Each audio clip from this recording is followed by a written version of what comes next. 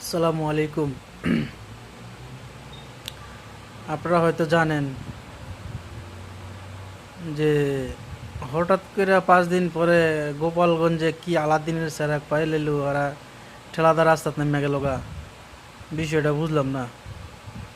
সেনাবাহিনীর হাতে ক্ষমতায় এরকম উচ্ছৃঙ্খল পরিবেশ সেনাবাহিনী কিছু বলবে না, এটা তো আশা করা যায় না। এটা কিছুতেই আশা করা যায় না। আর যেহেতু সেনাবাহিনীর হাতে ক্ষমতা, সবার দাবি পিলখানা হত্যাকাণ্ডের বিষয়টা আপনারা সামনে তুলে ধরেন। এর শাস্তি হওয়া দরকার। আপনারা এই বিষয়টা আর হেফাজতের 2013 সালে হেফাজতের মারাত্মক গুম খুনের ঘটনাটা আপনারা